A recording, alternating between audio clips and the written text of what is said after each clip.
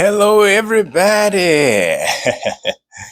How are you doing today? I tell you, I hope that all of you are doing just fine. I really do. And I'm going to tell you this, I'm doing fine myself. I really am. I would like to start by saying thank you so much for tuning in to me today. I really appreciate it, as always. And I would like to welcome all of you to another episode of TJ's Topics. That's right. I tell you, and we're at it again. Glad to be with you. I consider it a joy, an honor, and a privilege to be able to come into your presence on any given occasion. And I tell you what, not only am I glad to be with you on today, but I'm especially glad to be with you at the start of the month of November. That's right, we're in November. It's my birthday month. That's right. And not only is it my birthday month, but it is also the month when we celebrate Thanksgiving. I tell you, man, this year has really flown by, hasn't it? Nevertheless, we are so fortunate to be here just to have this opportunity to enjoy all of the festivities that we can possibly think of.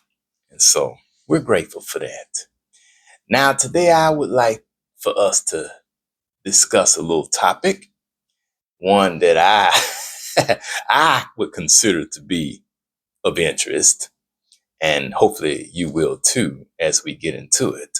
So, our topic for today is church is really a spiritual courthouse. That is exactly what we're talking about for these next few minutes. Church is really a spiritual courthouse. And I don't know if you've ever considered it to be such, but I'm here to tell you today that it is. And based on my observations, from having attended church for my entire life, basically, I've been able to conclude that there is not very much of a difference between the two. I mean, there are major similarities between the church and the court. I tell you, and you will be fascinated by the similarities that I explain to you here in just a moment.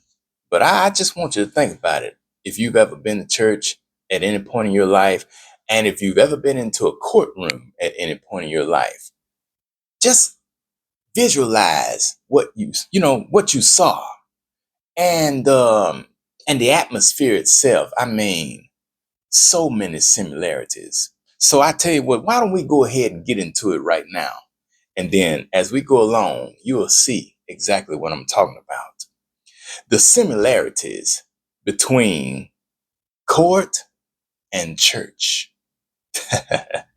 Number one, courtrooms have benches that resemble pews for people to sit on. Churches have pews for people to sit on. That's number one. Number two, the focal point in the courtroom is the judge's bench. Everybody has to focus on the judge whenever he or she is speaking. And it's usually right there in the center. The focal point in the church sanctuary is the pulpit. You know, all of the members have to sit there and look up at the pastor when he's talking or preaching or whatever. Similarities. Number three, courtrooms require their audiences to be quiet. Churches require their congregants to be quiet. Have you noticed that? Sometimes you go to church, they want you to hush your mouth. can't talk while you're in church. Same things in the courtroom. They don't want people whispering, talking, hoo hoo ha ha, laughing and stuff. You got to be quiet in both cases, in both places. Similarities. Number 4, courtrooms demand order and respect. Churches expect people to be orderly and conduct themselves in a decent manner. You can't come in there just acting a fool, being any kind of way. And in church and in court, you can't do that either. Otherwise, you'll be held in contempt.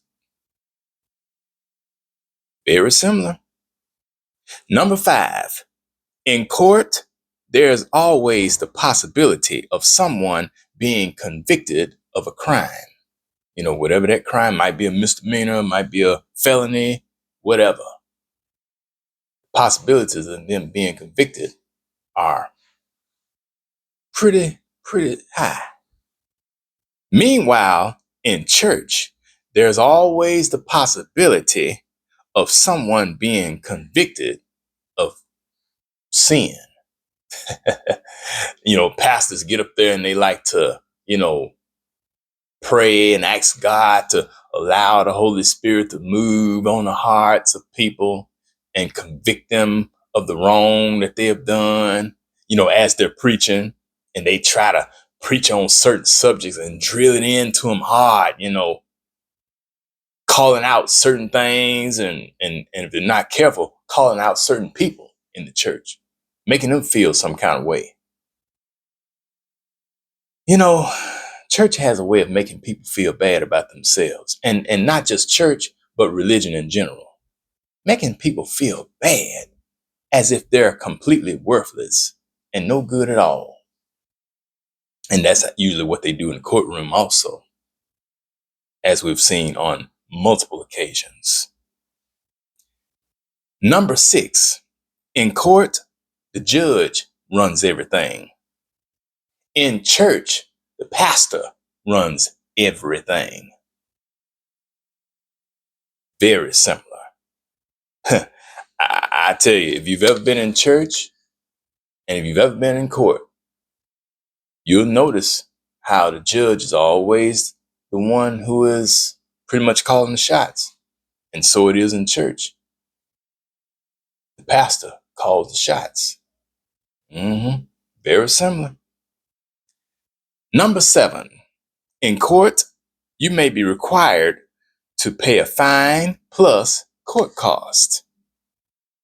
In church, they would very much like for you, or perhaps expect you, to pay tithes, 10% of your earnings, whatever it is, or at the very least give an offering. It's expected of you to do that if you're going to be a part of their congregation.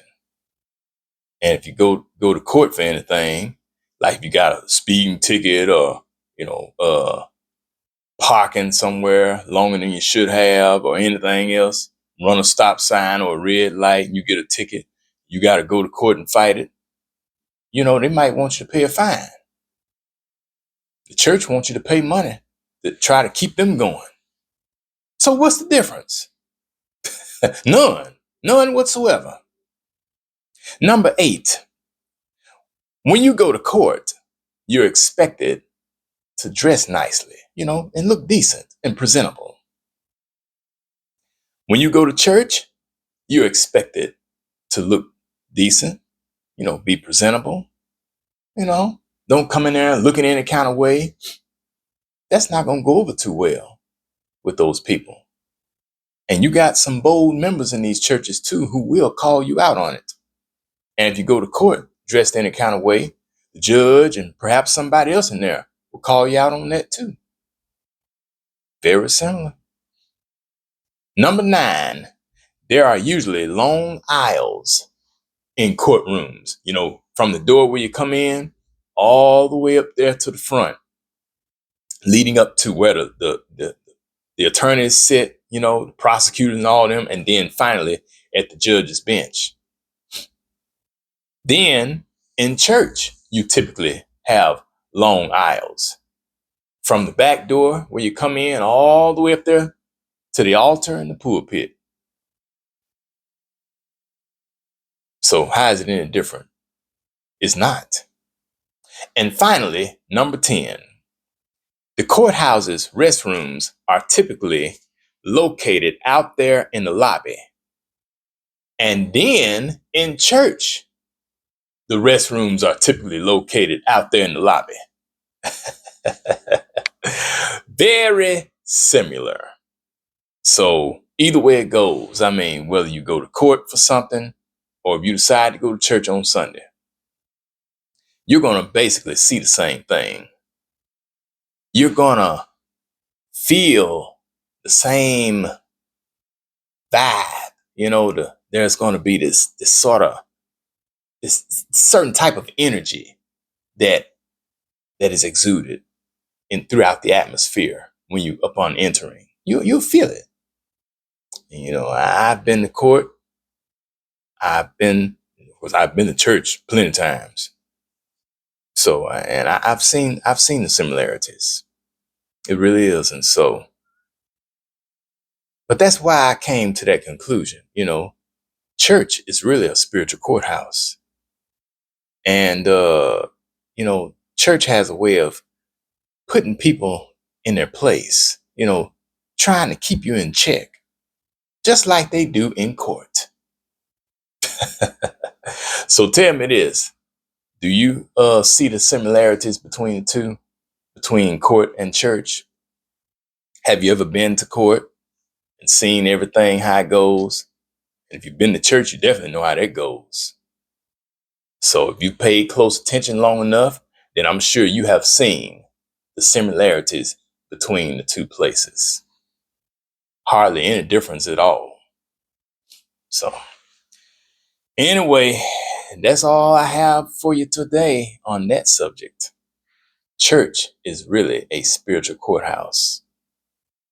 And as time goes on, I believe that it's gonna come to a point where where the spiritual courthouse is gonna start getting empty. Matter of fact, we're seeing that right now.